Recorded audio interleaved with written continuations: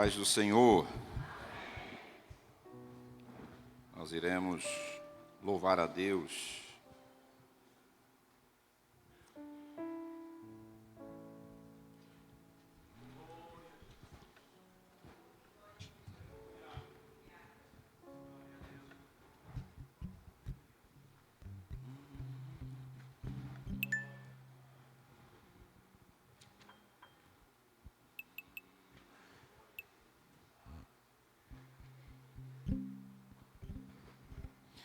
Vamos cantar 358.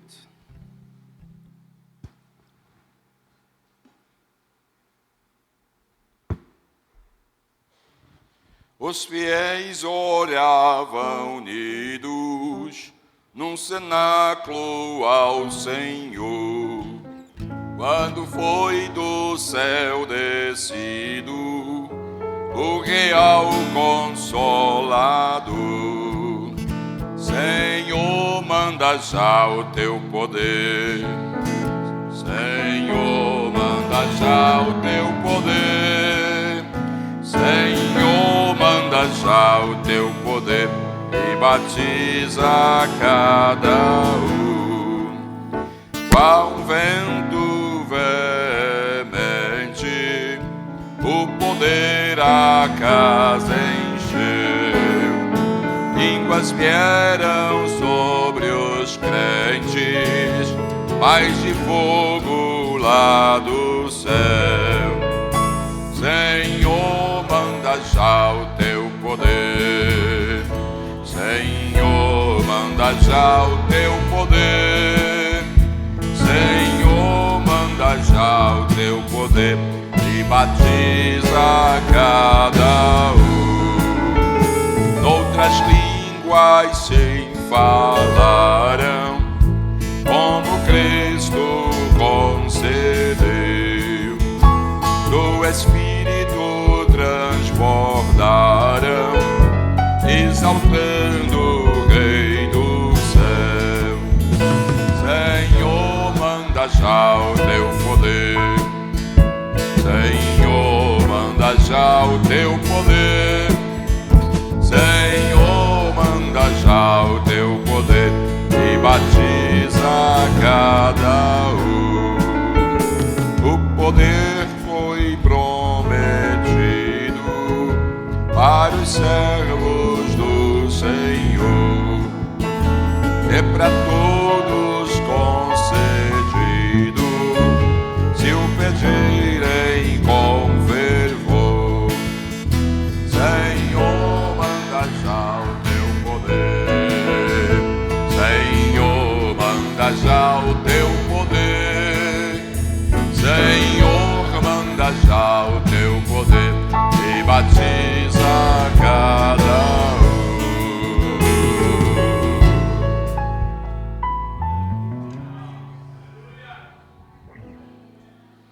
Vamos ler a palavra de Deus, livro de Neemias, capítulo 3.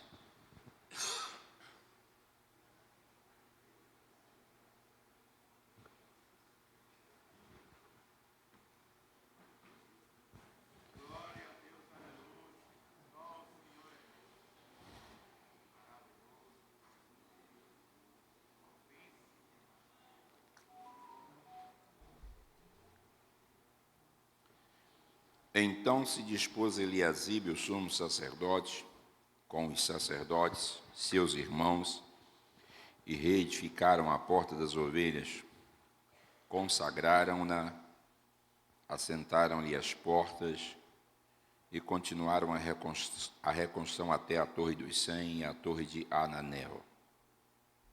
Junto a ele edificaram os homens de Jericó. Também ao seu lado edificou Zacur, filho de Inri. Os filhos de Asenaá edificaram a porta do peixe, colocaram-lhe as vigas e lhe assentaram as portas com seus ferrolhos e trancas. Ao seu lado reparou Meremote, filho de Urias, filho de Cós. Junto deste reparou Mesulão, filho de Berequias, filho de Mesesabel, a cujo lado reparou Zadok, filho de Baaná. Ao lado destes repararam os tecoitas. Os seus nobres, porém, não se sujeitaram ao serviço do seu senhor. Joiada, filho de Pazéia, e Mesulão, filho de Besodias, repararam a porta velha, colocaram-lhe as vigas e lhe assentaram as portas com seus ferrolhos e trancas. Junto deles trabalharam Melatias, Gibeonita, e Jadom, Meronotita, homens de Gibeão e de Mispa, que pertencia ao domínio do governador de além do Eufrates. Ao seu lado reparou Uziel, filho de Araías, um dos ourives. Junto dele Ananias, um dos perfumistas, e restauraram Jerusalém até o muro largo. Junto a estes trabalhou Refaías, filho de Ur, maioral da metade de Jerusalém. Ao seu lado reparou Jedaías, filho de Arumaf, defronte da sua casa. E ao seu lado reparou Atus, filho de Azabneias. A outra parte reparou Malquias, filho de Arim, e Assub, filho de Paate-Moabe, como também a torre dos fornos. Ao lado dele reparou Salum, filho de Laloés, maioral da outra meia parte de Jerusalém, ele e suas filhas. A porta do vale reparou Anum e os moradores de Zanoa. Edificaram-na e lhe assentaram as portas com seus ferrolhos e trancas, e ainda 1000 côvados da muralha até a porta do monturo. A porta do monturo reparou a Malquias, filho de Recabe, maioral do distrito de Bet-Aquerem. Ele a edificou, ele assentou as portas com os ferrolhos e trancas. A porta da fonte reparou a Salum, filho de Colosé, maioral do distrito de Mispa. Ele a edificou e a cobriu, ele assentou as portas com seus ferrolhos e trancas, e ainda o muro do açude de Selá, junto ao jardim do rei, até os degraus que descem da cidade de Davi. Depois dele reparou Neemias, filho de Asbuque, maioral da metade do distrito de Bet-Zur, até defronte dos sepulcros de Davi, até ao açude artificial e até a casa dos heróis. Depois dele repararam os levitas Reum, filho de Bani, e ao seu lado Asabias, maioral da metade do distrito de Keila. Depois dele repararam seus irmãos Bavai, filho de Anedade, maioral da metade do distrito de Keila. Ao seu lado reparou Ezer, filho de Jesua, maioral de Mispa, outra parte defronte da subida para a casa das armas, no ângulo do muro. Depois dele reparou com grande ardor Baruque, filho de Zebai, ou de Zabai, outra porção, desde o ângulo do muro até a porta da casa de Eliasibe, o sumo sacerdote. Vamos parar por aqui. Que Deus nos ajude na compreensão da sua palavra. Vamos orar ao Senhor, agradecendo a Deus por esta noite estarmos aqui para meditarmos na sua palavra. Vamos orar também por aqueles que estão enfermos, aqueles que não puderam vir, para que o Senhor possa dar saúde. Na sequência, nós estaremos louvando ao Senhor e adorando a Deus com as nossas ofertas e nossos dízimos para a manutenção do trabalho do Senhor. Hoje nós temos a congregação da Rua da Assembleia. Cada terça-feira aqui a gente tem uma congregação escalada. E os nossos irmãos vão louvar ao Senhor logo na sequência, a congregação. E enquanto eles louvam a Deus, nós serviremos ao Senhor com as nossas contribuições. Presbítero, nosso irmão Beto, vai orar ao Senhor. Salve os irmãos com a paz do Senhor. Deus de amor e graça, estamos na tua casa e precisamos ouvir a tua voz. Continua a falar conosco de forma poderosa, Senhor. Toma a vida do teu filho que vai, Senhor, ministrar, Senhor, ao nosso favor. Toma também, Senhor, a vida dos teus filhos que vão ofertar e dizimar, Senhor. Que a prosperidade espiritual, familiar, emocional, Senhor, e financeira alcance todas as vidas. Deus Todo-Poderoso, aí está a tua igreja. Ela tem necessidades, ó Pai. E confia em Ti para que Tu venhas suprir, Senhor, todas as suas necessidades. Abençoa o Teu povo, Senhor, para a honra e para a glória do Teu nome. Amém.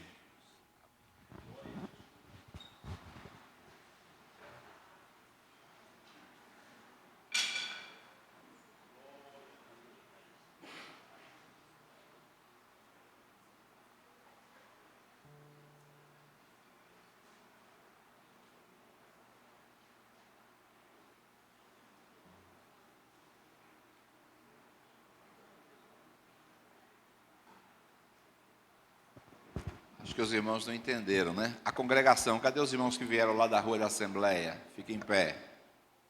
Fiquem em pé. Opa. Pronto. Aí em pé mesmo, alguém leva o microfone lá, os irmãos vão louvar o Senhor, toda a congregação. Pode ser, não? Pode não? É mesmo? Congregação arrumada, bonita aí, eu queria ver vocês cantando. Tá. Deus abençoe. Na próxima traz o regente, viu? Que toda a congregação que estiver escalada aqui, eu vou dar uma oportunidade para cantar. Então hoje, como vocês não vieram pronto, então a banda louva a Deus. Sol, faz a base para mim. Irmãos, a paz do Senhor.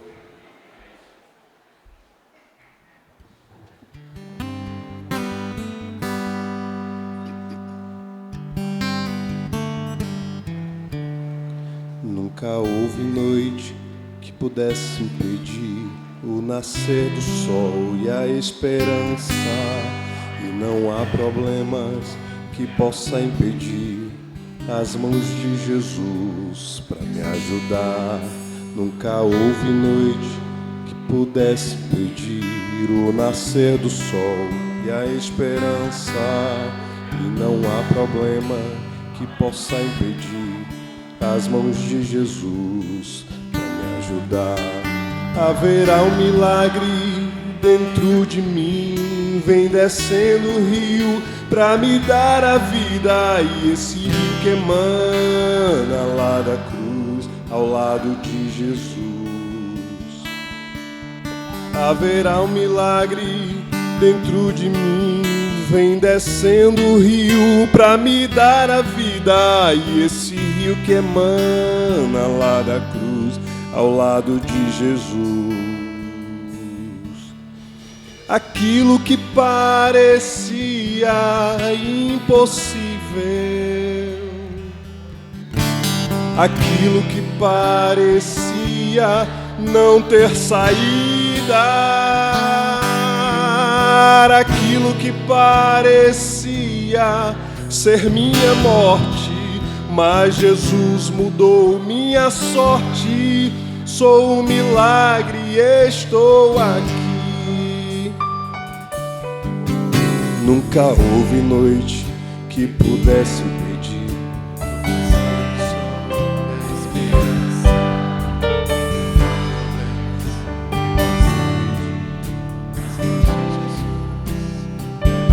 nunca houve noite, nunca houve noite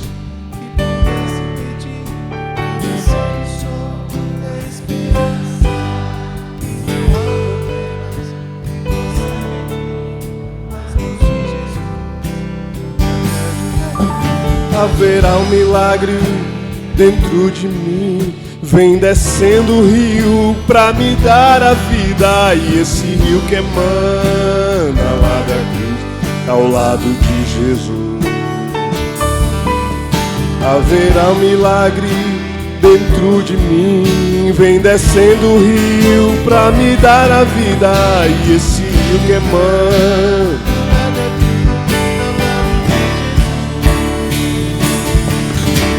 aquilo que parecia impossível,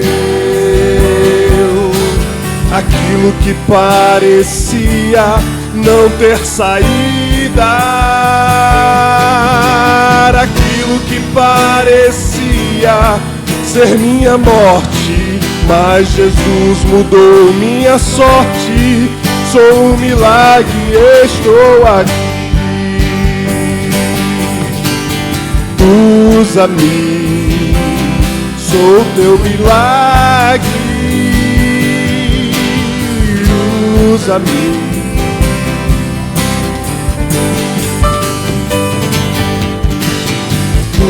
Usa-me, sou a tua imagem. Usa-me, ó Filho de Davi.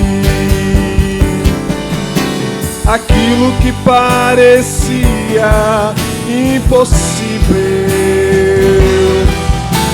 aquilo que parecia não ter saída, aquilo que parecia ser minha morte, mas Jesus mudou minha sorte. Sou um milagre, estou aqui. Aquilo que parecia impossível, aquilo que parecia não ter saída, aquilo que parecia ser minha morte, mas Jesus mudou minha sorte. Sou um milagre, estou aqui.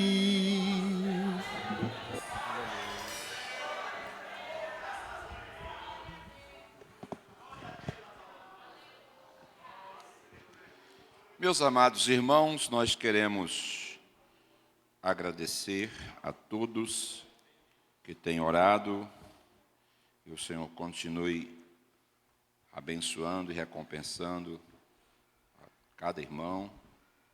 Nós temos aqui um agradecimento pelos irmãos que oraram em prol do presbítero Jesaías. E está sendo aqui informado que o Senhor já operou um milagre, que ele está bem, e que Deus continue abençoando a todos que intercederam pela vida do nosso irmão. Queremos também agradecer a toda a equipe de irmãos que trabalharam ali no sítio San Diego. Nós tivemos ali a ajuda dos diáconos, nosso irmão Cristiano, a ajuda do diácono, nosso irmão Leonardo. Qual foi o outro diácono que estava lá? Leonardo. Diácono Claudinho. Qual foi o diácono? O diácono Beto. Qual foi o outro diácono? O diácono Ademilson. Não, tá certo, eu também estava lá. Então, eu quero agradecer a esses diáconos que foram estar com a gente lá, né? E aí, depois a gente vai ver os outros diáconos também. O diácono Robson também, Robson Galdino, que Deus abençoe todos esses diáconos que estiveram com a gente lá, que ajudou a gente, botou a mão na obra, e nós arrumamos, corremos atrás, fizemos. Esses diáconos é uma bênção, irmão. Graças a Deus que aqui tem uns diáconos bem atuantes, né? Esses diáconos aí, que Deus recompense vocês abundantemente. Quem pode dizer amém? Amém. Para bom entendedor, uma vírgula basta. Amém. Agradecer as diaconisas também, né? A gente não pode esquecer de agradecer as diaconisas da igreja. Estava lá a esposa do nosso irmão Amorim, que ela, irmã Nis, que coordena lá, né? Nossa irmã Nilzinha, nossa irmã... Me ajuda aí. Irmã Patrícia, irmã Elma, Kelma. Cadê a equipe? Está aí? Está aí as irmãs? Faz assim para eu ver. Aí, ó, essas irmãs aí abençoadas, nossas diaconisas. Deus abençoe vocês. Graças a Deus que a igreja também tem diaconisa, irmão. Pastor, o senhor consagrou? Não precisa consagrar ninguém para ser, não. É os voluntários que fazem a obra, né? Deus abençoe. No domingo apareceram uns garçons diáconos lá também, nem teve vários garçons diáconos, não foi? Deus abençoe, foi uma equipe boa, como eu não estou aqui com a lista do nome de todo mundo, mas que Deus abençoe os nossos garçons. Agradecemos a todos os obreiros que estiveram ali com as suas esposas. Tivemos o estudo pela manhã e à tarde também o trabalho lá com as mulheres. E a nossa irmã Martinha esteve ali ministrando a palavra de Deus. Parece que a mulherada gostou, né? Pelo que que a gente estava lá do outro lado, de vez em quando via o pessoal batendo palma, fazendo uma zoada assim. Então, parece que está gostando do negócio lá, viu? Né? Então, Deus abençoe. Da próxima, quem não foi, fica atento, né? E faça um esforço para estar presente. Esses momentos de confraternizarmos, de batermos papo, estarmos juntos, é muito importante. Então, que Deus continue abençoando a vocês. E acredito que a nossa próxima será no mês de fevereiro. Eu só depois divulgar a data e vamos arrumar o local para fazer, quem sabe, uma maior, né? E aí a gente vai estar procurando assim, ou aquele mesmo espaço, ou quem sabe um outro com a melhor estrutura, né, para a gente continuar sendo edificado através da ministração. Dia 13, acho que é dia 13, né, que é sábado, eu queria pedir aí, nós avisamos aqui ontem, e fazer um pedido aqui a todos os dirigentes para avisarem as congregações, para os líderes de jovens e adolescentes não deixarem de vir. Vai ter uma palestra aqui muito importante mesmo, que será ministrada, e os pais, seria bom que os pais viessem também com seus filhos, mas o público-alvo é jovens, adolescentes e lideranças.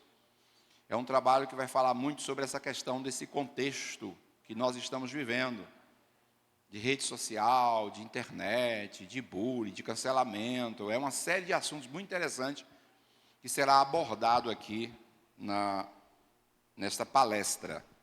Tá bom? Então, está aí, ó.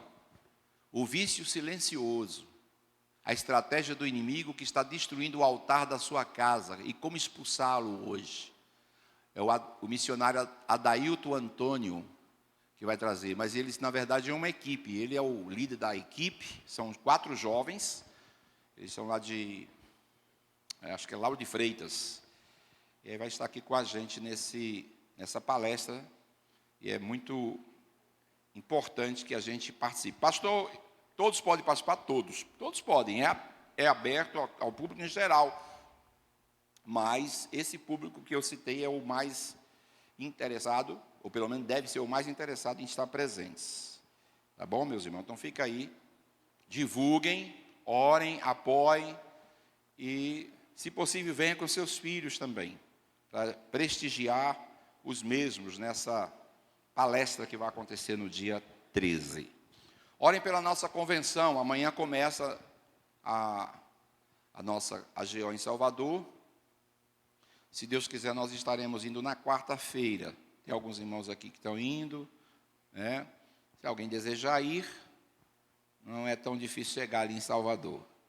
E no sábado vai ter ali a consagração dos obreiros, e nós estaremos ali presentes para também prestigiar os obreiros daqui que serão separados para o pastorado. Pastor, já é evangelista, para mim já é pastor, né? Evangelista, pastor na Bahia, pelo menos na Assembleia de Deus, funciona para mim com tudo a mesma coisa. É apenas uma nomenclatura. Mas aqui o pastor Robson Galdino, o pastor Jefferson Bingre e o pastor Claudio No. São 3 ou 4? São 3, e eles serão separados. E aí seria bom que a igreja aqui na segunda-feira estivesse presente para receber os novos pastores, né? Então, fiquem todos aí, os obreiros e tal, se Deus quiser. No sábado, aliás, no domingo, irmãos, teremos aqui a ceia do Senhor, e vai estar ministrando a palavra de Deus aqui o pastor Alessandro Cassiano. Ele vai ministrar no domingo pela manhã, no domingo à noite e na segunda-feira. Vamos tirar o couro dele, né? Alessandro Cassiano é uma bênção. Deus tem usado Cassiano de uma forma, não sei se ele vai fazer esse trabalho aqui, mas Deus tem usado ele de uma forma poderosa para batismo com o Espírito Santo. Ele fez uma campanha comigo uma semana lá em Ituberá. Jesus batizou 114 com o Espírito Santo. Ele é uma bênção nessa área. Ore também, eu estou aqui tentando trazer um nigeriano. Deus usa ele muito em milagres, em maravilhas. Eu já peguei o contato dele e ele vai estar na convenção. Vai pregar lá na sexta-feira, e eu estou tentando trazer ele aqui. Estava falando ali na reunião ontem com os obreiros. No mês de abril nós vamos comemorar os 90 anos da Assembleia de Deus em Cruz das Almas. E nós vamos abrir a festa na terça e vai terminar na segunda. É uma semana de festa. Então a gente vai estar girando o campo, vai encerrar domingo e segunda aqui na sede. Então vamos estar orando e nos envolvendo nesse trabalho. E cada dia aí vai ter um pregador. E esse pastor Peter nigeriano, eu quero ver se eu trago ele para pregar no final de semana. Ver se dá certo, né? Eu estou com o contato dele aqui. Ele congrega lá com o pastor Ed Vinagre, em São Paulo. E aí está muito bem recomendado e a gente vai ter agora a oportunidade de ouvi-lo, né? Vamos ver se a gente consegue, porque depois que prega na convenção, se a gente não chegar antes, não consegue mais a agenda. Mas se Deus permitir, a gente vai ver a possibilidade de estar conosco para trazer a ministração da palavra de Deus. Muito bem.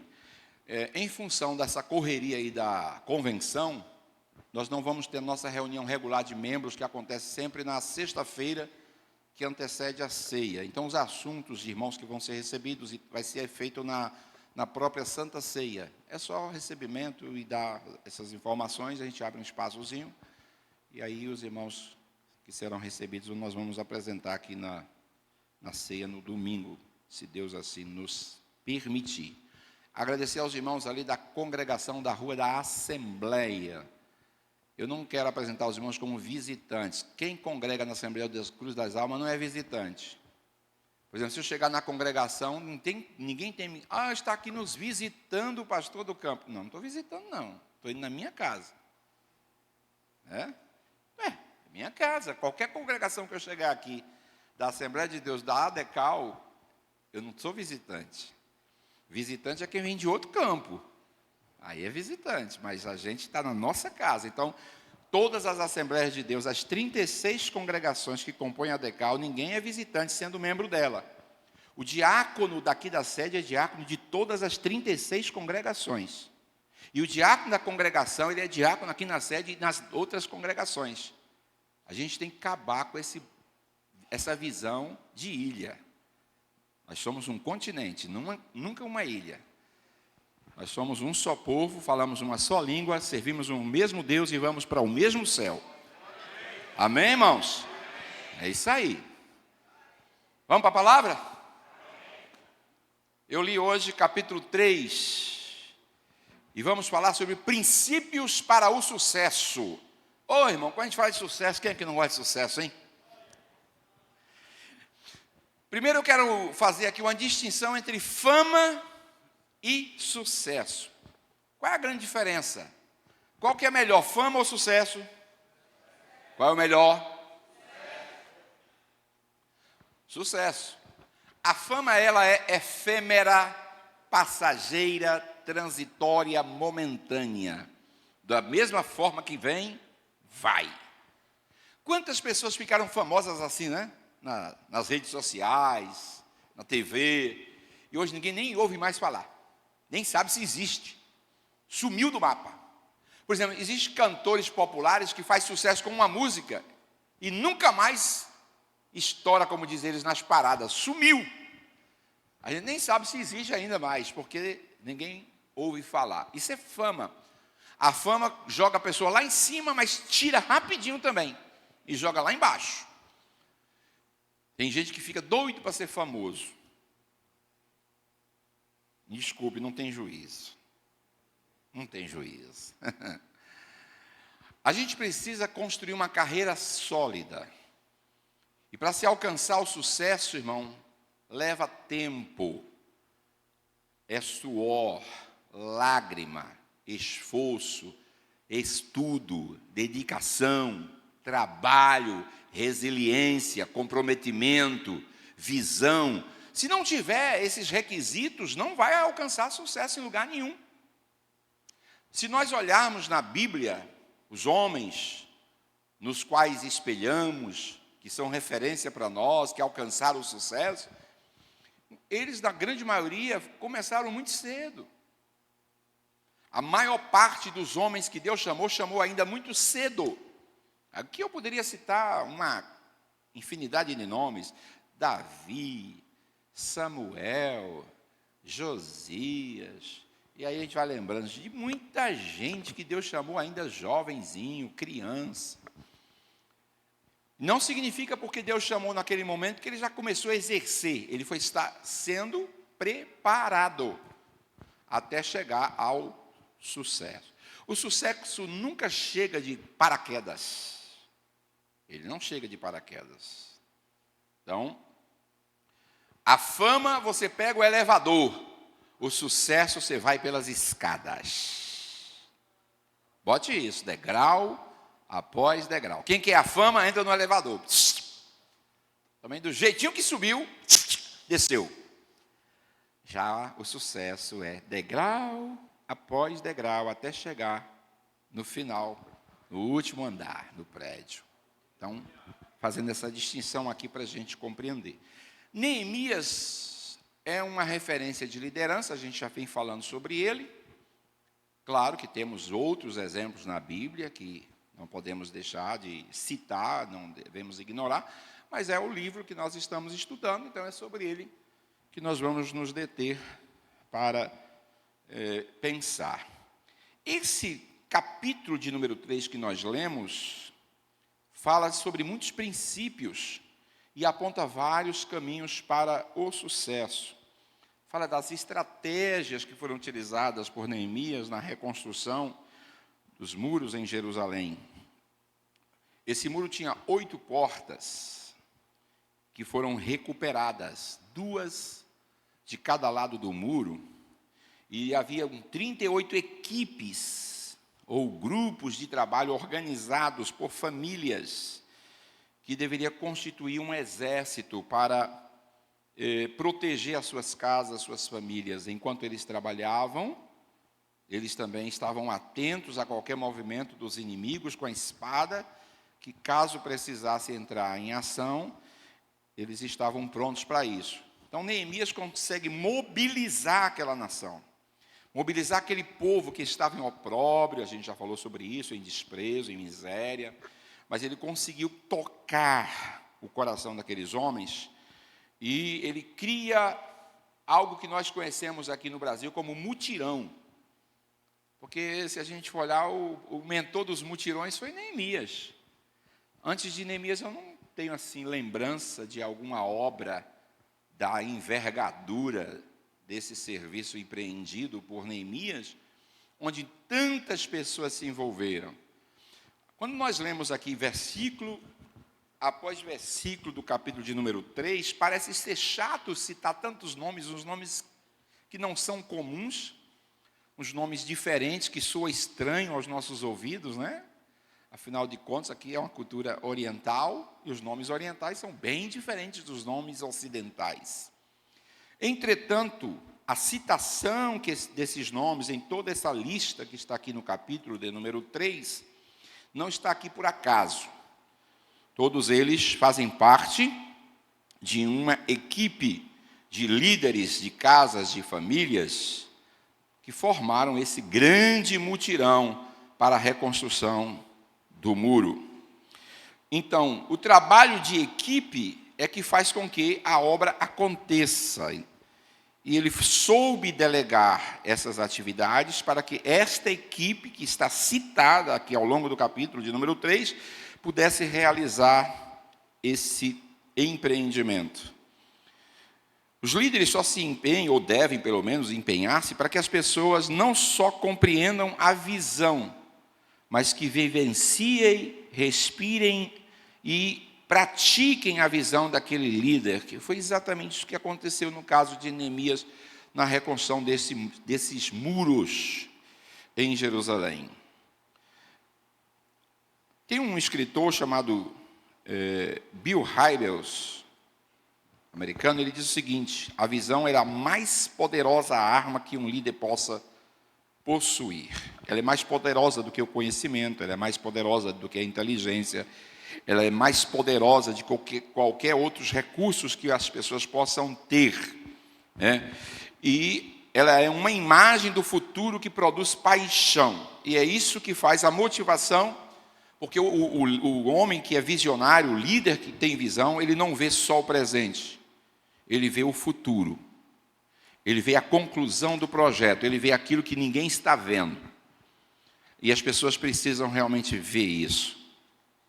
Eu estava falando, inclusive, essa semana com alguém sobre o pastor Robson, ele agora acrescentou o nome, Abraham Robson, lá em Portugal.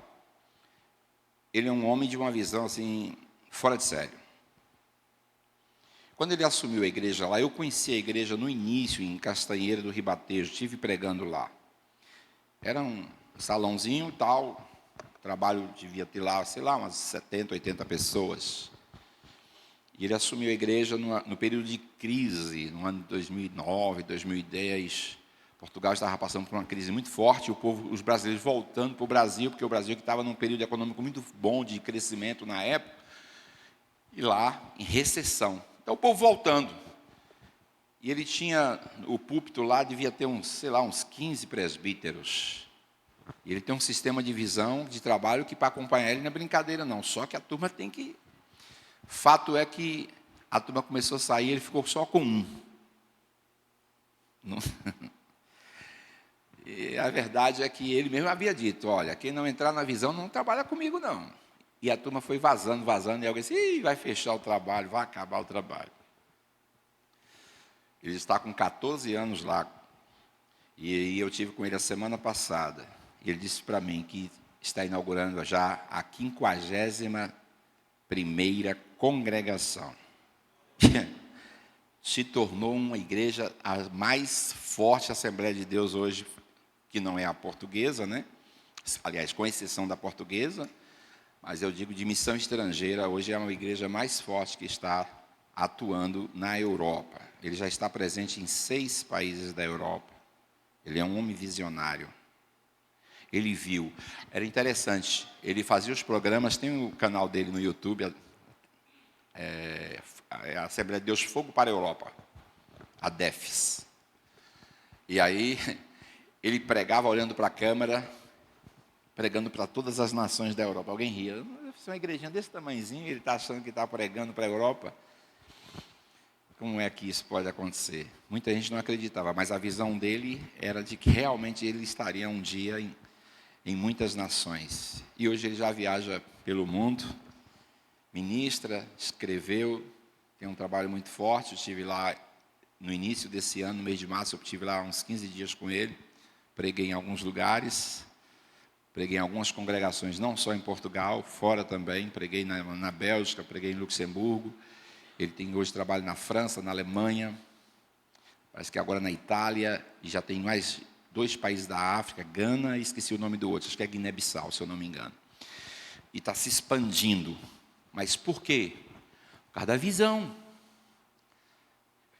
E quem tem visão, ele vê ao longe, ele vê o futuro, ele vê aquilo que ninguém vê. Tem gente que só vê escombro, ruína, só vê a miséria, a pobreza e a desgraça. E alguém diz, o que pode se tirar disso aqui? O que pode se extrair disso aqui? Aí, quem não tem a visão vai dizer nada. Mas quem tem uma visão, percebe aquilo que muitos não conseguem enxergar. De forma que nós precisamos pedir a Deus que nos dê uma visão. Eu acho que todo mundo já ouviu falar de Billy Graham, não é? Considerado o maior televangelista do século XX. A história de Billy Graham passa por um moço que não é conhecido, chamado Mordecai, né? Se eu não estou enganado, acho que o nome dele é esse, Mordecai. E foi através dele que ele foi estimulado e despertou-se. E aí ele viu uma cena dentro de acho que era um museu, falando ali dos heróis da fé, que conta a história dos grandes líderes. E ele foi motivado por alguém e colocou no coração o desejo que ele queria pregar para as nações, em grandes multidões, e queria pregar em estádios lotados. E Deus deu esse sonho. Billy Graham, ele conseguiu pregar em todos os continentes, todos. Ele pregou em dezenas de países, eu não me lembro o número exato aqui agora, mas é cerca de 100 países. E ele conseguiu lotar estádios em todos os lugares que ele foi. Eu era pequeno, mas eu não me esqueço. Eu estava no Maracanã no dia que Billy Graham pregou para 150 mil pessoas. Eu estava ali dentro. Tive a honra de estar. Eu tinha acho que uns 6, 7 anos de idade. E naquele dia um coral de 10 mil vozes levantou e cantou. Chega a arrepiar. E Deus usou Billy Graham. E uma das mensagens que ele pregou ali foi sobre Belsazar. Eu tinha essa mensagem, não sei se eu ainda tenho guardada ela. É mensagem escrita, né? E ele pregou sobre o grande carnaval. Ele estava no Rio de Janeiro. Ele disse, o Rio de Janeiro é o templo do carnaval. E aí ele falou sobre o carnaval de Belsazar, lá na corte, Babilônia. Quando ele fez o apelo, irmãos, as escadas assim, descia gente, ó, filas descendo de gente entregando a vida a Jesus. Um negócio interessante, maravilhoso. Então, ele era um exímio ganhador de almas. Ele ganhou milhões de almas para Jesus. Segundo o pessoal que fazia as estatísticas, ele conseguiu pregar para 1 bilhão de pessoas. Não sei se vai surgir outro Billy Graham mais na vida, não. Conseguiu pregar, ele conseguiu colocar 210 milhões de pessoas em estádios. É um fenômeno, foi um fenômeno. Billy Graham foi talvez o único grande pregador sem uma mancha na história. Sem nenhum escândalo. E olha que vários a gente sabe dos Estados Unidos que houve escândalo. Nunca ouvi falar nada que desabonasse a conduta de Billy Graham. Billy Graham foi conselheiro de 3 presidentes americanos e não se misturou com a política. Era respeitado e convidado, tanto pelos democratas quanto pelos republicanos. Aí eu tenho que, aplaudir de pé, porque são raros. Então, com certeza, ele fez algo glorioso para Deus. Mas ele chegou porque quando ele era novo, ele teve a visão, ele viu isso.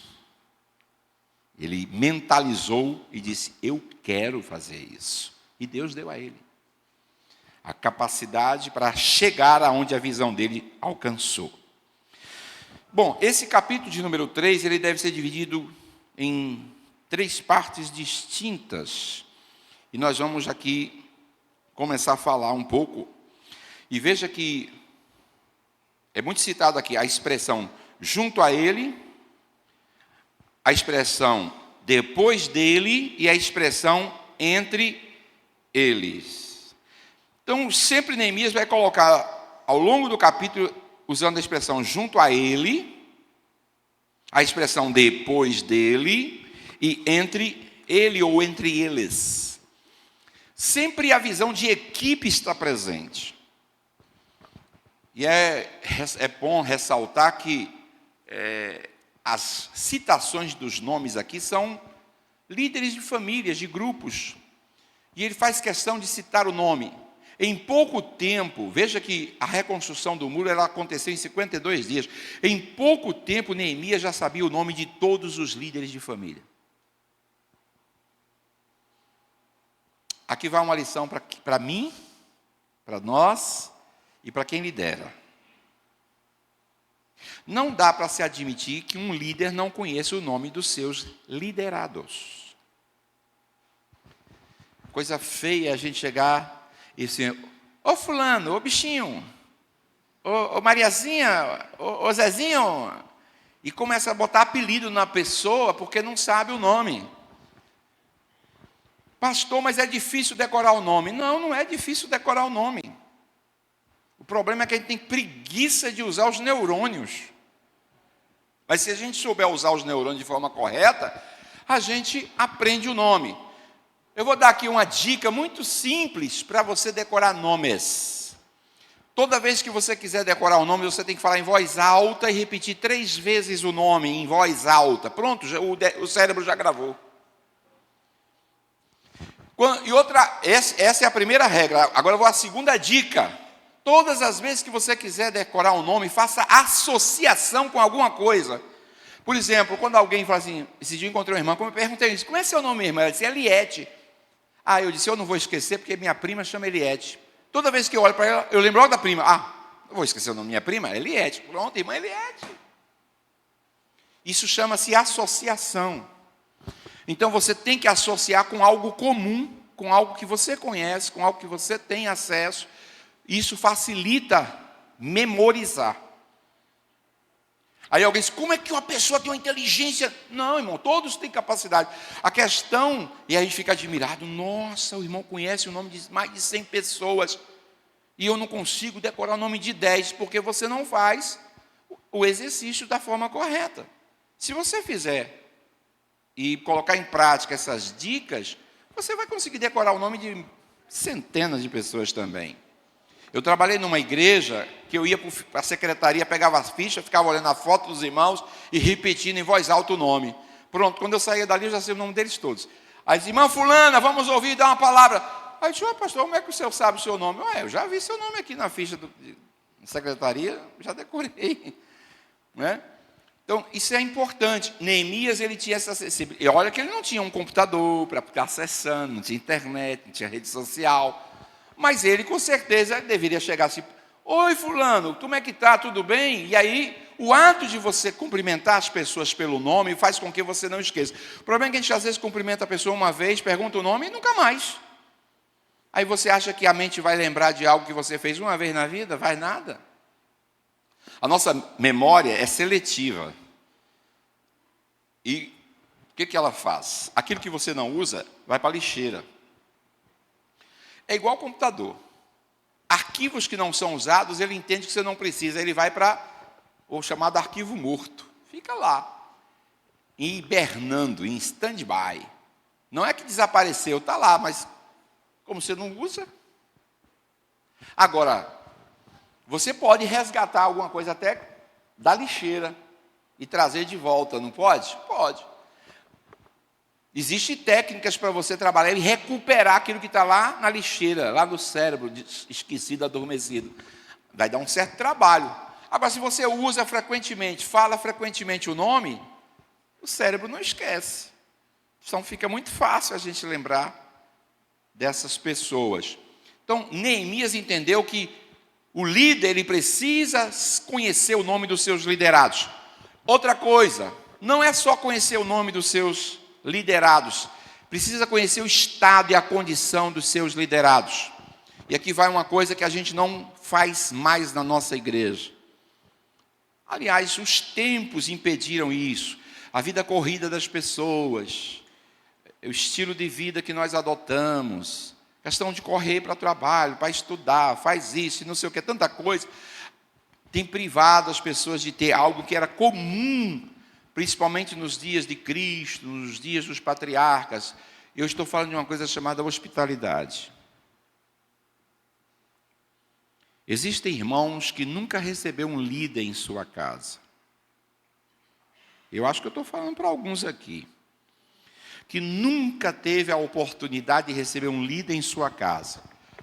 Mas para que o líder tenha sensibilidade e possa compreender melhor o seu liderado, ele precisa ter convívio.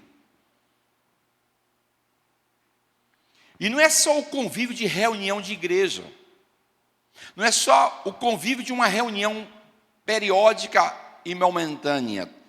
Nós criamos laços, e quanto mais laços nós criamos, mais empatia passamos a ter pelas pessoas. Por isso, a Bíblia orienta, está inclusive escrito lá no Novo Testamento, que nós devemos praticar a hospitalidade. E cita, inclusive, que houve pessoas que hospedaram anjos, sem saber que estavam recebendo anjos em sua casa. O que eu chamo a atenção é o seguinte, irmãos. Você sabe onde é que... Sabe quando, o local onde se estabelecia a comunhão nas casas judaicas? Quem sabe? Sabe qual era o local onde era utilizado para se estabelecer a comunhão nas casas judaicas? Quem sabe? Quem sabe? É tão fácil. Vamos puxar na memória. Vamos botar os neurônios para queimar um pouquinho. Você sabe qual era o local da casa onde se estabelecia os encontros? A mesa. A mesa. Olha o que o salmista diz: preparas uma mesa perante mim, na presença dos meus inimigos.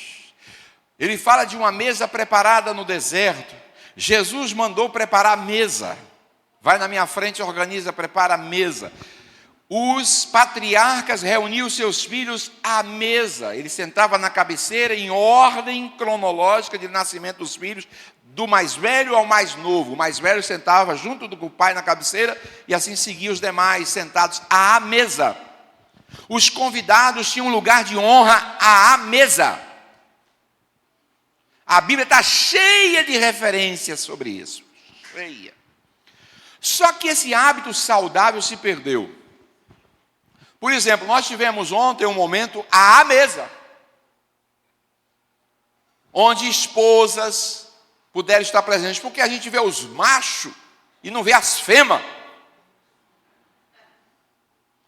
Porque dificilmente o homem está junto da mulher. Vem para a igreja, a mulher não vem. Se eu fosse apresentar as esposas hoje, hein? Não vou não, hoje eu não vou não.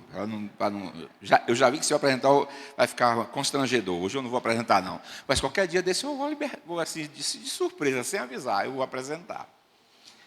Então veja bem, ali é o momento que à mesa você bate um papo, e aí fala da sua vida pessoal, fala das suas experiências, e à medida que eu conto algo, pastor, não sabia que o senhor era dessa família. Eu não sabia que o senhor morou nessa cidade. Interessante, eu tenho um parente lá. Olha aí, começou a criar vínculo. Daí a pouco você percebe que não é uma pessoa tão estranha quanto parecia, que é alguém dos seus. Então, o melhor lugar para que a gente possa fazer esse tipo de interação é a mesa. Por exemplo, se eu convidar um pecador para vir a um culto, ele vai ter dificuldade de vir. Mas se eu convidar ele para um chá das 5 da tarde, se eu convidar ele para um café, para um jantar, dificilmente ele vai rejeitar. Por que a Donep deu tão certo? Que é a Associação dos Homens de Negócios do Evangelho Pleno. Não é? Demos Shakarian é o fundador da Donep. Ela tem capítulos, chamada de capítulos, em várias regiões. Porque eles trabalham exatamente isso. Os homens de negócio se reúnem, eles chamam alguém para dar uma palestra, faz o trabalho, só que na verdade as pessoas são convidadas ali para um jantar. Só que quando chega lá, não tem só jantar, tem Bíblia, tem testemunho, tem culto, tem adoração. E muitos empresários se converteram a Cristo nesses jantares. Estratégia, porque quem resiste a uma boa comida? Fala assim, quer ver? Vou fazer uma galinha caipira. Quem gosta desse negócio, né? Galinha da terra. Cada lugar tem um nome. Lá onde eu estava não era galinha caipira, é galinha da terra. Ou galinha terra. Cada um lugar tem um nome. E aí o pessoal, pronto, que dia que vai ser? Bora, vamos. Então o povo, irmão, se tem um ambiente que as pessoas apreciam, é a mesa. E ali se pode estabelecer uma série de coisas. Você sabia que muitos negócios são fechados à mesa? Muitas empresas fecham negócios num jantar, num almoço, num café. Porque as pessoas, quando estão se alimentando, elas estão relaxadas, felizes, alegres. Quer deixar o povo alegre? Dê boa comida e deixa comer à vontade. Aí o povo fica na felicidade, irmão. Agora, gente com fome... Só a graça de Deus, né? Com fome você não consegue tirar nada. Então tem que alimentar. Fora cara feia. Cara feia já diz, é fome. Então é importante a gente entender isso. Uma das estratégias e até do sucesso da construção desse muro é que Neemias colocou o pessoal perto das suas casas, os líderes perto das suas famílias, porque a logística de trabalho é muito mais fácil quem está trabalhando junto da casa. Então eles trabalhavam ali e já estava do lado da casa para almoçar, tomar uma água, tomar um café, fazer uma merenda, um jantar, seja lá o que for. Isso facilita muito. Então, o primeiro estrategista de logística da Bíblia foi Neemias. Ele criou, sem saber, o mutirão e logística. Ele é um líder visionário. É um líder que realmente sabia como construir os caminhos para o sucesso. Então, o primeiro princípio do sucesso é a coordenação. Na verdade, ele ensina 5 atitudes que são fundamentais para adotarmos esse princípio da conexão. Em primeiro lugar, fique inconformado com o caos antes de trazer à tona os resultados. Se você não se incomoda com o que está errado, você vai coordenar o quê? Então, a primeira coisa, a gente precisa se incomodar e se inquietar com aquilo que está desordenado. Então, ele se angustiou e buscou de Deus estratégia e visão. Como é que eu vou organizar isso? Está tudo bagunçado, mas tem como bagunçar. E olha que tinha 170 anos. Porque 70 anos de cativeiro, 50 anos já tinham passado, então 70 com 50, 120 anos. Todo mundo viu o caos, mas ninguém se preocupou em resolver o problema do caos. Porque, irmãos, para criticar, tem gente em todo lugar. Mas para fazer, falta gente em todo lugar. Para apontar os problemas, está em miséria, está em desprezo, está em ruína, está acabado, você vai achar gente em todo lugar para apontar os problemas. Agora, dificilmente você acha que nós temos que fazer alguma coisa. Vamos fazer. Vamos nos unir. Vamos nos esforçar. E vamos tomar atitudes para que a gente possa sair desse caos. Então, uma grande obra, ela só pode ser planejada por uma grande mente. Muitos viram a desolação, ficaram chateados, indignados talvez, mas não fizeram absolutamente nada. Mas Neemias foi incomodado de longe, porque ele não estava vivendo em Jerusalém, ele estava no palácio em Suzã. Ele foi incomodado de longe para vir trazer a ordem ao caos. Então não basta lamentar o caos. Nós temos que encontrar a saída. Nós precisamos buscar restauração. Em segundo lugar, como princípio de sucesso, nós temos que colocar as pessoas certas no lugar certo. Eu entendo que para cada função tem uma pessoa. Para cada realidade tem uma pessoa. Para cada necessidade tem uma pessoa. Se tem uma coisa que me incomoda no nosso sistema assembleiano, a igreja sempre, a Assembleia de Deus, se desenvolveu no chamado Ministério dos Leigos. Eu explico. O que seria o Ministério dos Leigos? São aquelas pessoas voluntárias que querem fazer, e aí a gente vai dar função, dar espaço, dar oportunidade, e as pessoas começam a fazer. Até aí, ok, é bom o voluntariado, é bom aproveitar os leigos. O problema é o que vem depois.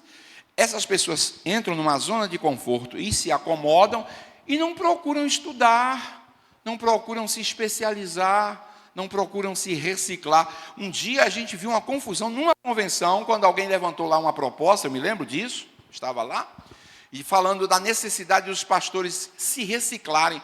Teve pastor que saiu quase desviado, dizendo, não sou lixo para ser reciclado. Aí eu falei, eita, meu Deus, quanta ignorância. Pois eu me reciclo constantemente. A reciclagem não é uma coisa relacionada ao lixo, não. Tá, claro que lixo também se recicla. Mas eu não sou lixo, eu sou um ser humano. O ato da reciclagem é a necessidade de nós compreendermos que os tempos mudam, as coisas mudam, as condições mudam, e se muda eu tenho que me ajustar. Por exemplo, eu estou aqui num lugar que é um país tropical, eu não preciso de botar aqui um moletom, um cachecol, uma luva. Se eu fizer isso aqui, alguém vai dizer, o pastor está doente ou está louco. Porque um calorão desse, ele com cachecol, com um gorro, luva na mão, vai pensar que eu estou com problema. Agora, se eu vou para um país que é frio, temperatura lá 0, eu vou conseguir ficar com essa roupa? Claro que não, eu tenho que usar uma roupa diferenciada, adequada.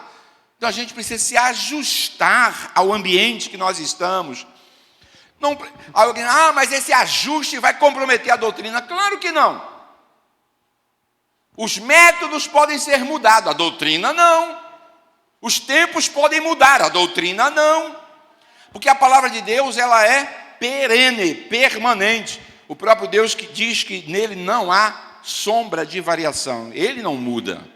Mas os tempos e as estações mudam. É tanto que nós temos inverno, verão, outono, primavera, estações diferentes. E para cada estação a gente sabe que muda o clima, muda o ambiente, estação das flores, estação das frutas, estação do plantio, estação da colheita, claro. Se as pessoas não entenderem isso, elas não vão entender a necessidade do que é uma reciclagem.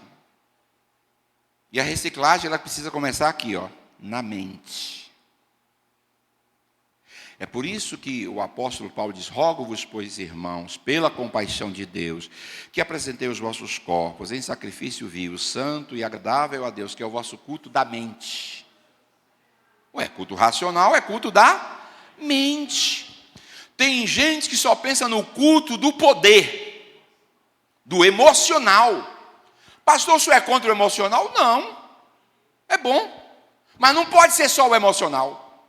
Como também não pode ser só o racional. Uma igreja onde só tem o racional, ela é secularista e tradicionalista. Porque não pode ter poder, não pode ter glória, pode ter aleluia, não pode se manifestar. E os crentes são quase que máquinas e robôs. Oração silenciosa. Chama no gato. Não é? Não vamos para esse extremo. Mas também não pode ser aquela igreja que os crentes querem pegar o banco e botar na cabeça e rodar. Porque tem uns lugares que o povo bagunça tudo, cadeira vira e tal. Um dia desse, uma irmã estava falando para mim, contando um testemunho de que estava num culto do poder, e a irmã virou assim, pá, o cotovelo na cara. Eu falei: por que você não devolveu do outro lado? Ué, pastor, o senhor está promovendo a violência. Mas tem gente que é bom tomar umas cutucadazinhas, porque tem gente que diz que é o espírito, não é nada. Planta bananeira.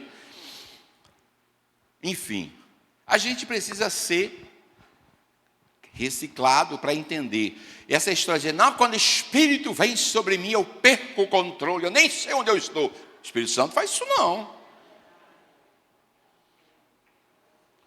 Essa história que o Espírito... Quem faz possessão de mente é o demônio. Ele sim toma a mente da pessoa. O Espírito Santo não toma a mente da gente, não. Eu continuo com minha faculdade mental normal. Agora eu sinto uma alegria, um gozo, um desejo de glorificar, de adorar, de falar em língua estranha, de sentir a presença. Isso aí tudo bem, acontece mesmo com a presença do Espírito Santo. Agora essa história de dizer assim, não, eu fiquei fora de mim. Tem isso não. Não existe isso não. Mas o problema, esses crentes aí tem que ser reciclado. Tem que ser ensinado. Aí você vai pegar, porque os meninos bagunçam dentro de casa, zoa, faz aquela coisa, você vai pegar e botar isso para fora, pega essa meninada, joga tudo fora. Por quê? Está fazendo barulho. Não, você tem que controlar, entender. Paulo diz que quando ele era menino, ele fazia o quê? Coisa de menino. Mas agora que eu não sou mais menino, eu tenho um comportamento de adulto. O que não pode acontecer é o crente ficar 20, 30 anos na igreja igual menino. Porque coisa triste é um crente que não saiu do berçário. Todo dia na igreja, quero uma madeira. Cadê o meu mingauzinho? O dia que você dá um mocotó, uma feijoada, ele desvia, dá uma diarreia. Porque não foi preparado para as coisas maiores. Então a gente precisa crescer em graça, em conhecimento, crescer em espiritualidade, crescer em experiência. E a reciclagem, às vezes, ela é necessária. Quantos irmãos que estão dando aula, de vez em quando tem que fazer um curso de reciclagem? E aí convoca, vai para Salvador, vai para não sei para onde, encontra lá e precisa atualizar, porque houve a necessidade de fazer uma reciclagem. E nós, obreiros, pastores, muitas vezes temos um péssimo defeito. Vou falar da minha classe, né? Vou descer o pau em mim mesmo. Em vocês não, em mim. A gente, quando chega a um estágio, não, eu já sei tudo, já li a Bíblia não sei quantas vezes, e olha que eu já li a Bíblia mesmo várias vezes. Eu já li não sei quantos livros, tá? Irmão, de vez em quando eu me deparo de uma situação, eu falei, rapaz, essa agora deu um nó na cabeça.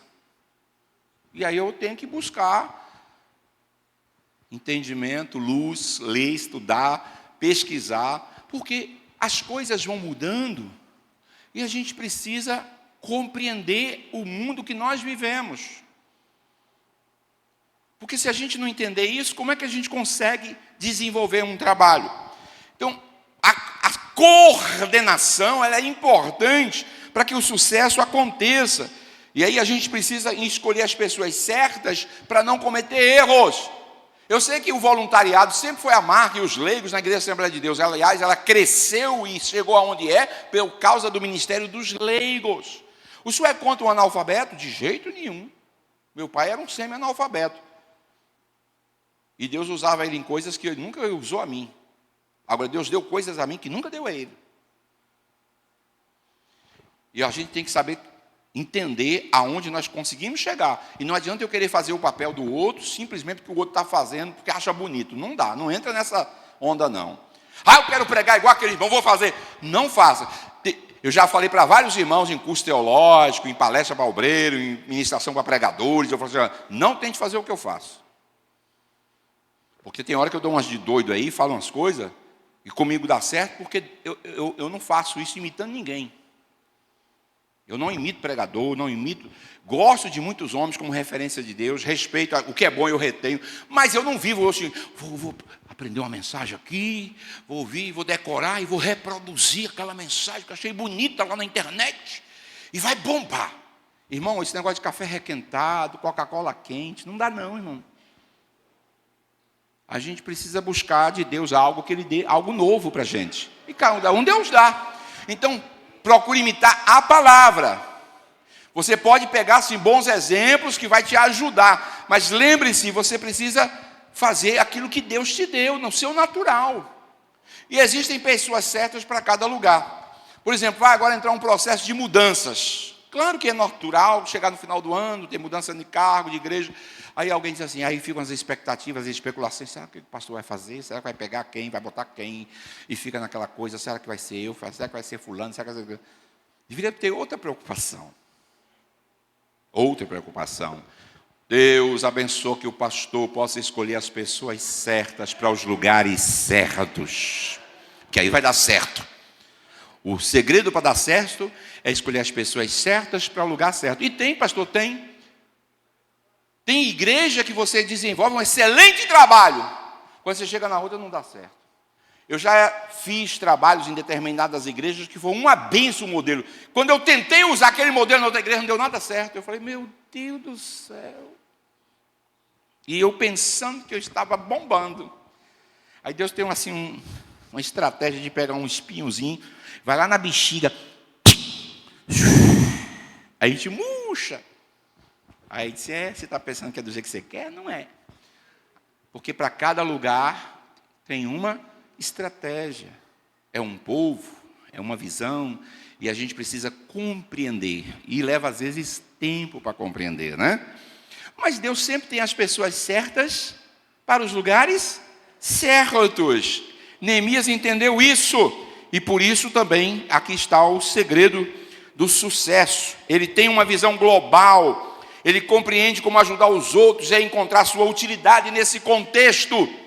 Tem gente que só consegue enxergar um palmo à sua frente. Ele só consegue ver a sua tribo. Ele só consegue ver o seu espaço. Ele só consegue ver o seu bairro. Ele só consegue ver a sua rua. Ele não consegue ir além daquilo. A visão dele é curta.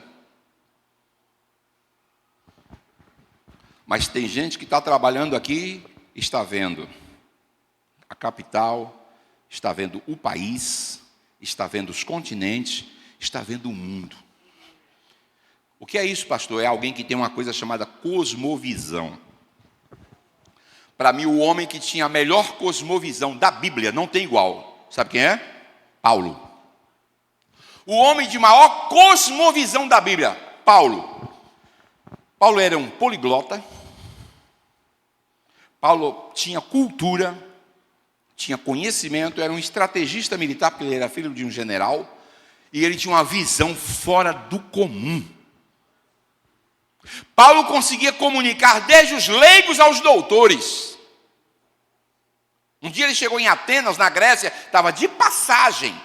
O navio aportou, parava ali para descarregar, geralmente ficava ali no máximo uma semana por aí. E ele disse, eu vou ficar aqui, vou dar uma andada nessa cidade. Chegou lá na praça em Atenas, na Grécia, e aí encontrou, não é, um monte de imagens. E aí, quando ele está olhando, lendo, encontrou uma assim, ao Deus desconhecido. Ele disse, opa, me identifiquei. Vejo, varões atenienses, que vocês são um tanto supersticiosos, porque vocês fizeram um altar a um Deus desconhecido, e esse Deus desconhecido é o que eu adoro. Aí eles ficaram, como é que é? Você adora o Deus desconhecido? Nós queremos saber um pouco mais sobre esse negócio. Pronto, já chamou a atenção do povo. Então chega para cá que eu preciso conversar com vocês. Estrategista, né? Daí a pouco tinha dezenas de pessoas aí, e disse, depois nós voltaremos aqui, nós queremos continuar te ouvindo sobre esse negócio. Pronto, já prendeu a atenção da turma. Estabeleceu ali o vínculo, né? Estrategista, um homem de uma visão abrangente, ele sabia perceber essas questões culturais e sabia como estabelecer o diálogo. Isso é gente que tem cosmovisão, consegue ver além de que uma pessoa normal consegue alcançar. Pastor, o senhor está dizendo que eu sou anormal? Não, meu irmão, quando eu digo de uma pessoa normal, uma pessoa comum. Porque Paulo era fora da curva, irmão, era um ponto fora da curva. Como Neemias também é um líder fora da curva. Ou você acha que todo mundo vai ser um Paulo na vida? Vai não. Todo mundo vai ser um Neemias na vida? Não vai não. A gente pode aprender sim os princípios de liderança, de administração pessoal e colocar em prática sim, mas daí ser um outro Neemias, nunca vai ter dois Neemias na vida. Tem um hino que eu pensei, eu quero ser igual a Daniel, igual a Abraão, e não sei o que, igual a não sei o que. Não tem um hino que canta aí que quero ser como Abraão, quero ser igual a Daniel, quero ser. Não vai não, ninguém vai ser igual. Tem uns que falam que queria ter a paciência de Jó. Coitado, se ele passasse o que Jó passou, ele nem cantava esse hino. É sério, irmão, vai experimentar o que Jó passou. Eu que não faço essas orações. Meu Deus, me dê a paciência de Jó. Ele disse, então eu vou lhe dar a prova que Jó passou. Ah, meu Deus, me dê a fé de Abraão. Deus vai mandar você lá para o Moriá para sacrificar seu filho. Porque a fé dele foi desenvolvida aí, na prova. Então, cuidado quando você pedir para fazer igual a ser igual a alguém, você não sabe o que está por trás disso. Até para orar tem que ter sabedoria. Você vai pedir uma coisa que você não tem capacidade de fazer? Neemias, ele sabia onde cada pessoa devia estar. E outra coisa que eu quero dizer aqui, tem gente que diz assim, pastor, me nomeie para esse cargo, para essa função. Quem tem que saber para onde você vai ser nomeado é Neemias, meu irmão. Você acha que ele fez uma reunião ministerial, chamou os líderes da família, você quer trabalhar onde? Você quer fazer o quê? Você quer ir para qual igreja? Ele não, ele orou e pediu a Deus a visão. E disse, você vai trabalhar aqui, você vai fazer isso, você vai fazer lá, você vai restaurar aqui e você vai fazer isso. Por que todo mundo seguiu? Porque eles viram que ele era um homem de visão. E quando alguém percebe que a pessoa tem visão, ele vai abraçar a visão. Ele designou homens, não só que estavam em Jerusalém. O texto diz que ele designou homens de Tecoa, de Gibeon, de Jericó e Mispa. Esses 4 lugares não eram dentro de Jerusalém, era afastado. Mas ele trouxe essas pessoas também, ele não excluiu ninguém, porque tem gente assim, não está perto de mim, eu não quero. Aqui há um detalhe interessante nessa questão de distribuição de tarefas. É claro que a gente prefere quem está perto da gente, quem a gente tem simpatia, quem a gente gosta. Dificilmente, isso aqui acontece muito nas nossas igrejas, dificilmente alguém escolhe as pessoas pelos talentos e a capacidade, escolhe pelas afinidades. Ou eu estou errado? Irmão. Mas ele pegou gente que estava distante de Jericó, de Mispa, de Tecoa. Daqui a pouco eu vou falar sobre os homens de Tecoa, se der tempo. Algo interessante sobre os homens de Tecoa. Mas ele via que todos poderiam ter responsabilidades e se juntar para fazer o trabalho, os reparos. Ele sabia o que esperar de cada um em relação à sua tarefa. Foi um trabalho de coordenação. Então, o trabalho em equipe é um dos segredos de sucesso, porque ninguém alcança sucesso sozinho. Cada um de nós que chegamos aqui teve uma mão que foi estendida e nos empurrou. Tem gente, eu não preciso de homem para chegar em lugar nenhum. E vai precisar de quem? Porque se Deus não te der o sucesso, existe um que imita o sucesso, que não é Deus. A fatura é muito cara. Mas não quero falar desse cara aqui, não.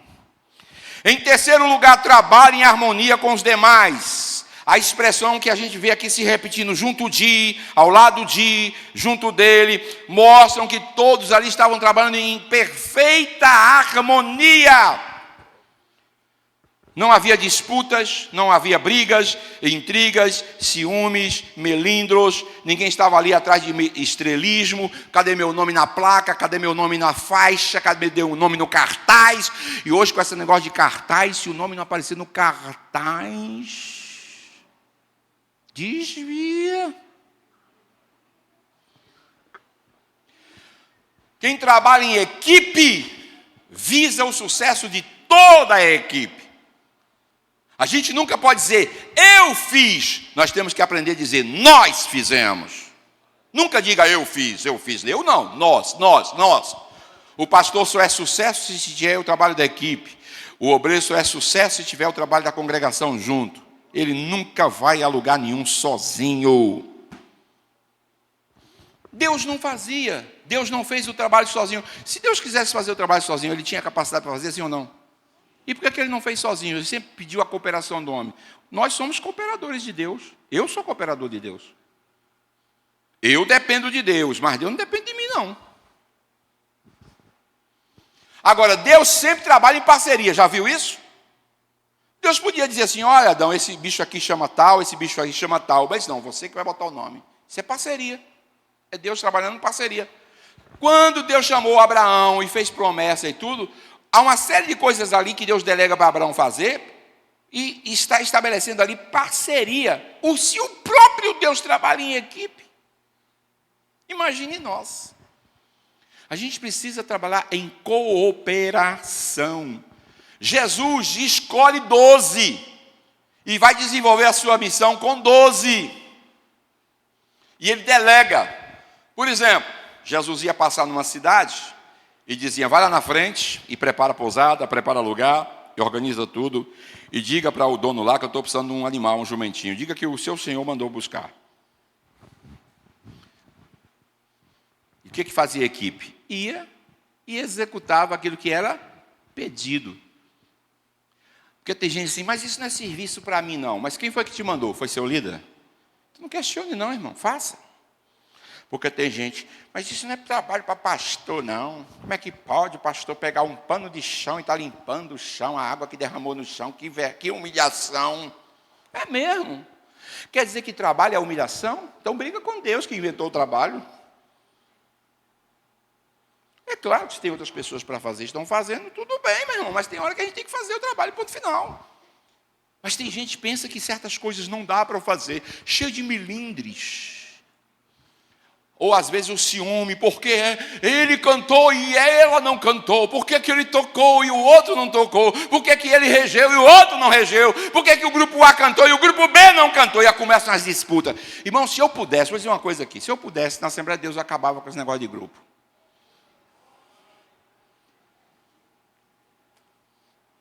Eu não vejo trazer edificação. Hoje ninguém quer ensaiar, para começo de história. Marca para o ensaio, vem 15 pessoas, 10 pessoas, na hora de cantar levanta 80. Vamos fazer uma festa do ciclo de oração. Na minha visão, Só quem poderia participar da festa de celebração são as componentes do celebração. No dia todo mundo aqui está de farda. Tudo mentindo para Deus. Eu sou uma componente do ciclo de oração. Deus, mentirosa. Você não é. Você está vestindo a capa aí de mentira.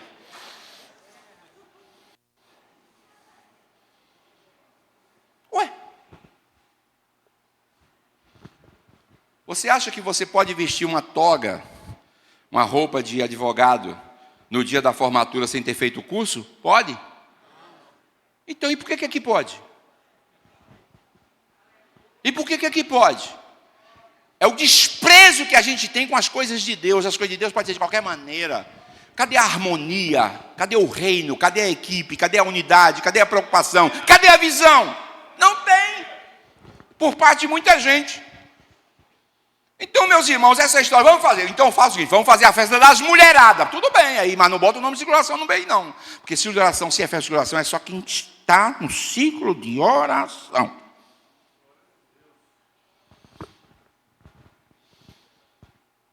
Aí a gente faz isso. Não, pastor, é para agradar. Agradar a quem? Deus? Com certeza não está agradando Deus. Porque Deus não é trapaceado. Você pode trapacear a mim, o líder, o homem. Deus não trapaceia. Não, ele não trapaceia, não é trapaceado. Então a gente precisa ter muito cuidado com essas coisas. Pastor, mas o senhor está caminhando para um caminho aí que não tem nada a ver. Não tem nada a ver, não é?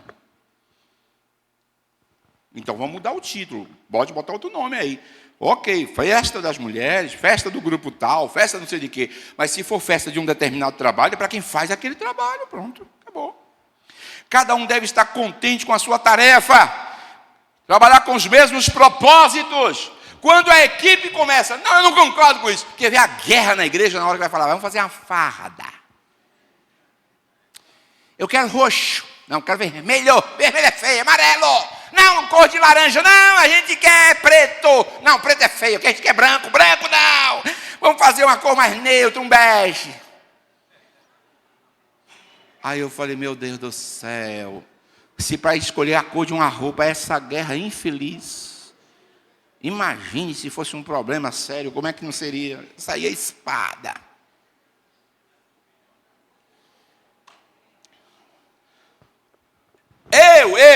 Ninguém é obrigado. Eu respeito e não brigo por isso, não. Mas a minha visão, se dependesse de mim, não tinha farda. Cada um usa a roupa que gosta. Quem quiser usar roxo, usa. Quem quiser lilás, usa. Quem quiser vermelho, usa. Quem quiser preto, usa. E vamos servir a Deus. Esquece esses negócios. Ah, pastor, é bonito. É, mas às vezes o preço que se paga, as guerras que se tem, não sei se compensa. Mas tudo bem, vamos saltar essa parte, porque senão... Ninguém pode trabalhar em equipe buscando glória pessoal. Tem que ser toda equipe recompensada e satisfeita. Não pode estar competindo, mas está se completando, né, uns aos outros. Tudo na vida deve girar em torno de relacionamentos. James Hunter diz o seguinte, que a chave para a liderança é executar as tarefas enquanto se constrói relacionamentos. Repito, a chave para o sucesso da liderança é fazer as tarefas enquanto se constrói relacionamentos.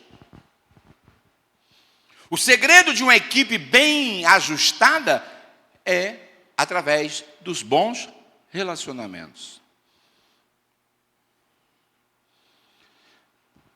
Eu gosto e permito, é claro que eu gosto de ver antes, mas eu gosto de delegar ao líder e dizer assim, monte sua equipe. E depois traga para mim que eu quero saber quem é a equipe que você está montando. Por quê, irmão? Se eu montar a equipe, eu estou montando a minha imagem, a minha personalidade ali. Mas eu não vou trabalhar com aquela equipe. Como é que eu vou montar a equipe do outro? Então, quem tem que montar a equipe é quem vai coordenar. Aí eu pego assim, irmão, o senhor vai ser o líder de tal, e aqui está toda essa equipe. Aí eu trouxe lá, não sei de onde, não sei como. Ele não conhece ninguém da equipe. Ele disse, mas pastor, não sei quem são essas pessoas. Aí eu digo, se vira aí. Tá certo? Tá não. Porque o sucesso de um trabalho começa nos relacionamentos. Se eu tenho um bom relacionamento com uma pessoa, eu vou conseguir trabalhar bem com aquela pessoa. Agora, se eu não tenho um bom relacionamento com aquele cidadão ou cidadã, como é que eu vou conseguir desenvolver um bom trabalho? vai aqui para nós, pastores. Se os meus liderados que trabalham comigo não têm bom relacionamento comigo, eu não posso esperar muita coisa, não. Então, primeiro a gente constitui relacionamentos. Se eu pudesse, eu já teria ido na casa de todos vocês. Se eu pudesse. Se o pastor, o senhor não pode? Não, porque eu não dependo de mim, dependo de vocês.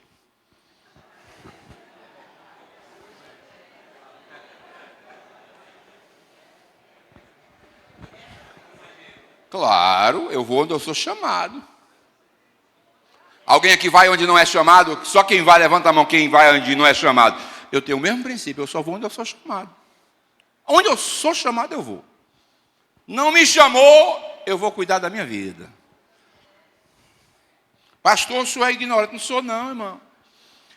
As pessoas é que têm que saber aproveitar o que presta. Você já viu um médico se oferecendo, deixa eu atender você na sua casa? Não, vá atrás dele, não. Vê se tem um profissional dizendo, deixa eu ir lá. Você procura o advogado aonde? No escritório dele. Você procura o médico aonde? No consultório dele. Você procura o engenheiro aonde? No escritório dele. Sim ou não? E por que um pastor não pode ser procurado? Ah, eu queria muito, mas o pastor não veio na minha casa. Claro, eu nem sei onde tu mora.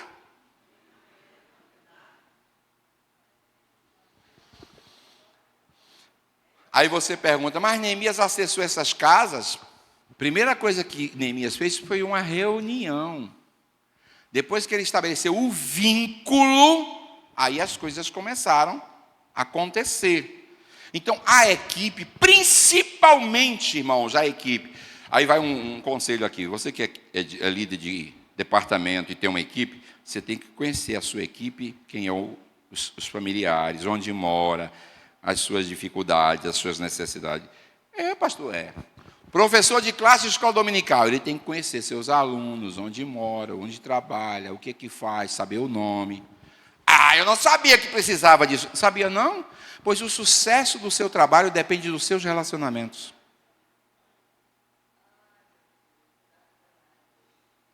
Está apertando, né, irmão? Vai apertar mais. Isso é só o princípio que eu estou falando de cooperação. Eu não falei ainda sobre o segundo, que é a aprovação. Esse ainda vai ser mais, mais acochado. Mas vamos parar por aqui. E a gente continua falando na próxima oportunidade. O importante é que a gente precisa pedir a Deus que nos dê a visão correta. E que o sucesso depende não só da nossa visão, mas depende de uma cooperação mútua. E quem implanta a visão é o líder. É claro que a gente pode pegar a sugestão de todo mundo, ouvir todo mundo. Aí depois a gente pondera, gostei. Ó, irmão, vou pensar direitinho, depois eu trago na minha decisão.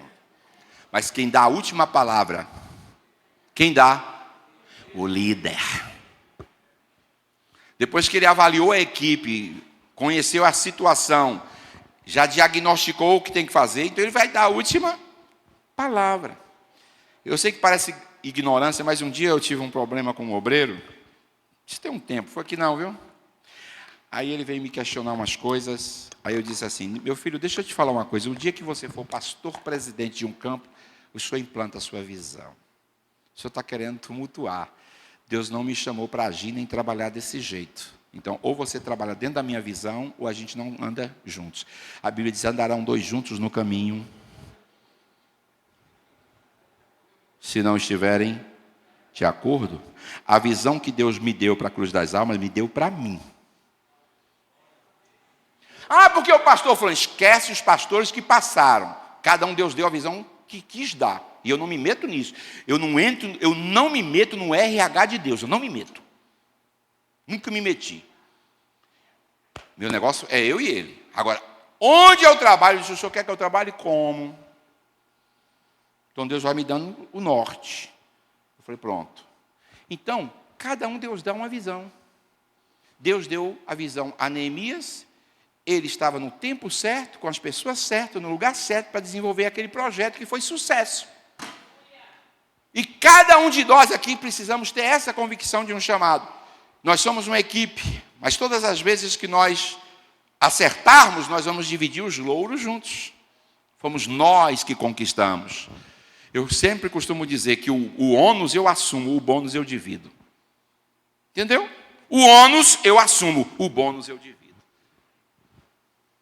Eu sei que a responsabilidade maior é sobre os meus ombros, porque tudo que der errado não tem jeito. O pastor, sempre sai o nome do pastor. Mas na hora que sai o sucesso, a gente vai dizer, não, foi o nosso grupo, nossa equipe, nossa liderança, nosso trabalho, nossos irmãos, a nossa igreja, o nosso povo. E tem que ser assim mesmo. Na hora de comemorar, comemora em equipe, porque tem gente que pensa que o sucesso dele não depende da igreja. Eu já vi muita gente, a última provocação que eu vou fazer é essa. Eu já vi muita gente, na hora do sucesso, ele dá as costas para aqueles que produziram e selecionam meia dúzia de gente para comemorar, como se os outros não fizessem parte da equipe.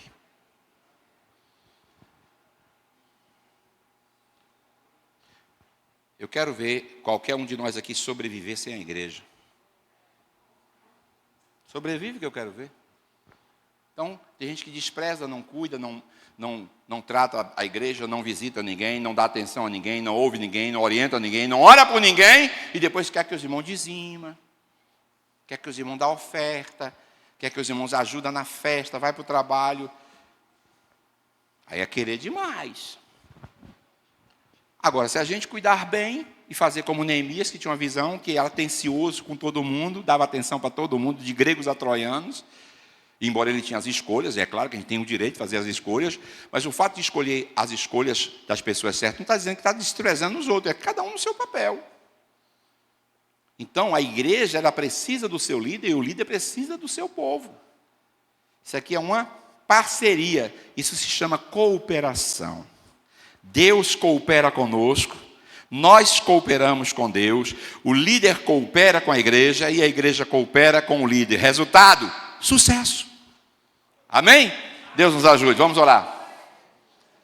Que Deus nos abençoe e nos guarde no seu grande amor.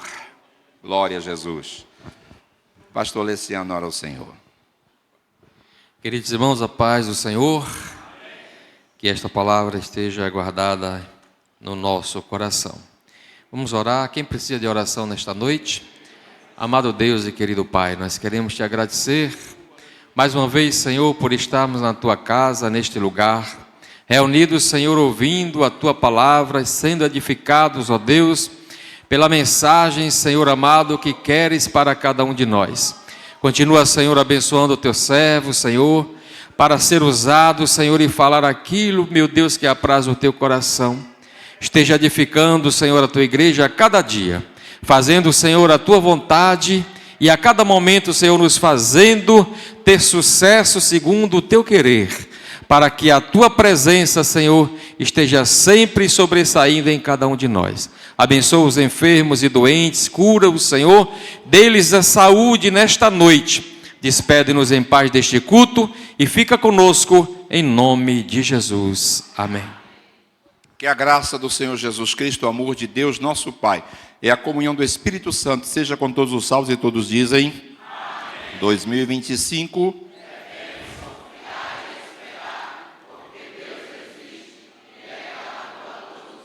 Amém. Deus abençoe a todos. Está encerrado em nome de Jesus.